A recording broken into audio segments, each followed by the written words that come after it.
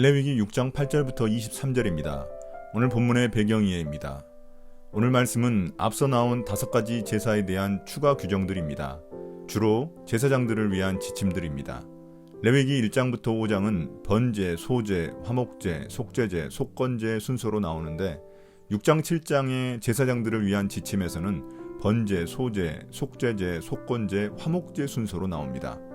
이러한 차이는 1장부터 5장이 제물의 가치에 따라 배열하고 있는 반면 6장부터 7장은 제사가 드려지는 빈도수, 제사의 중요도, 또 제물을 처리하는 방법 등에 따라 배열하고 있기 때문입니다. 8절부터 13절입니다. 번제에 대한 규정.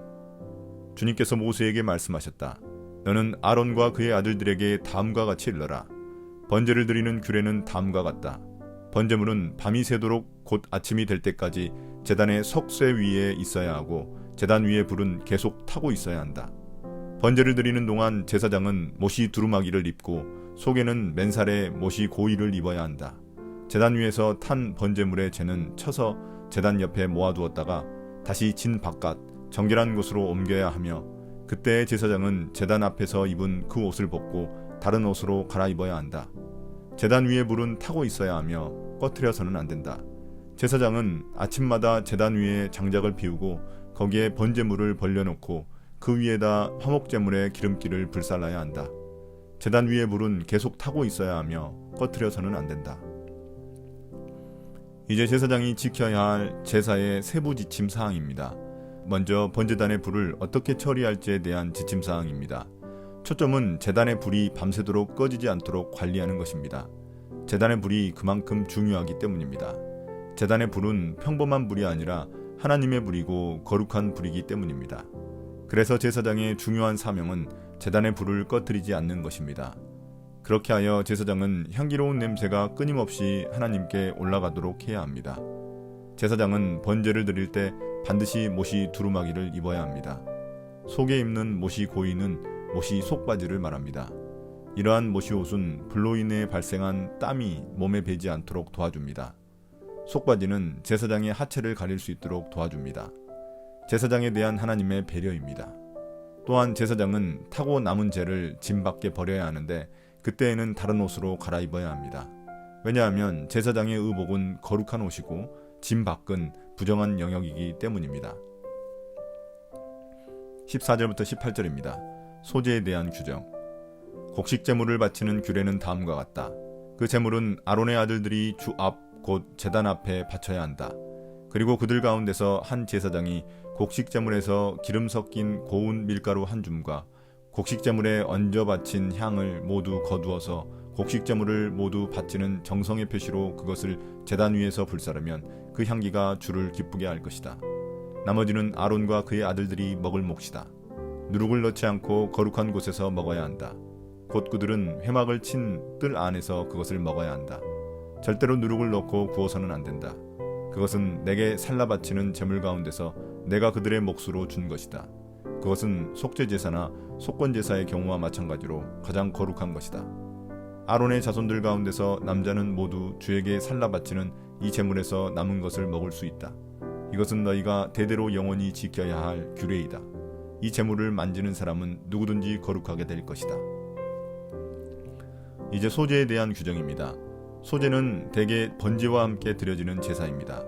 여기서는 소제의 제물 처리 방법에 초점을 두고 있습니다. 소제를 드리고 남은 부분은 제사장의 몫입니다. 제사장들은 번제단과 회막 사이의 공간인 회막뜰에서 먹을 수 있었습니다. 그곳이 제사장의 식당이 된 이유는 거룩한 장소이기 때문입니다. 그러나 누룩을 절대 넣지 말아야 합니다. 누룩은 죄를 의미하기 때문입니다. 이 제물은 가장 거룩한 것으로서 오직 제사장들만 먹을 수 있었습니다. 그래서 이것을 만지는 사람이 거룩해질 것이라는 의미는 제사장 외에는 아무도 만져서는 안 된다는 의미입니다. 19절부터 23절입니다. 소제에 대한 추가 규정. 주님께서 모세에게 말씀하셨다. 아론과 그의 아들들을 기름 부어 세우는 날에 제각기 주에게 바쳐야 할 제물은 다음과 같다. 늘 바치는 곡식 제물에서와 같이 고운 밀가루 10분의 1 에바를 가지고 반은 아침에 그리고 반은 저녁에 바친다. 그 제물은 기름에 반죽하여 빵 굽는 판에다 구워야 한다. 너희는 그것을 기름으로 잘 반죽하여 가져와야 하고 너는 그것을 곡식 제물을 바칠 때와 같이 여러 조각으로 잘라 그 향기로 주를 기쁘게 하는 제물로 바쳐야 한다. 아론의 아들들 가운데서 아론의 뒤를 이어 기름 부어 세움을 받은 제사장은 영원히 이 규례를 따라 이렇게 주에게 제사를 드려야 한다. 주에게 바친 제물은 모두 불태워야 한다. 제사장이 바치는 곡식 제물은 모두 불태워야 한다. 아무도 그것을 먹어서는 안 된다. 제사장은 취임식 때 소제를 드립니다. 그 후로도 매일마다 제사장들은 소제를 드렸습니다. 우선 제사장들은 고운 밀가루 10분의 1 에바, 즉 2.2리터를 아침과 저녁에 반씩 나눠서 드립니다. 그것을 드릴 때에는 기름에 반죽하여 철판에 구운 후 그것을 조각 내 불에 태워야 합니다. 이러한 소제는 제사장들의 온전한 헌신을 상징하기 때문에 소제물 전부를 태워 불살라야만 했습니다. 제사장은 백성들이 드린 소제의 경우에는 일부분을 먹을 수 있었지만 자신이 드린 소제는 자신이 먹을 수 없었습니다. 왜냐하면 소제 자체를 제사장 자신이 드렸는데 그것을 자신이 먹을 수는 없기 때문입니다. 오늘의 묵상 포인트입니다. 첫 번째, 하나님은 누구신가? 하나님은 자신의 불을 중요하게 여기십니다. 그 불은 하나님의 불이기 때문입니다. 제사장으로 부름받은 우리의 사명은 이러한 교회 안에 성령의 불을 끊임없이 타오르게 하는 것입니다. 두 번째, 나는 누구인가? 제사장들은 제사를 드릴 때 옷부터 행동까지 모두 하나님의 명령에 따라야 했습니다. 이는 거룩하신 하나님 앞에 우리의 마음과 행동이 얼마나 잘 준비되어야 하는지 보여줍니다. 제사장들은 소제 전부를 태움으로써 자신의 온전한 헌신을 보여드렸습니다. 주님을 향한 우리의 헌신은 어떻습니까? 오늘의 기도입니다. 주님, 번제 소제와 같이 우리의 전부를 주님께 헌신하기를 원합니다. 우리의 예배가 삶이 되고 삶이 예배가 되기를 원합니다. 주일마다 드리는 예배부터 우리의 마음과 자세를 점검하겠습니다.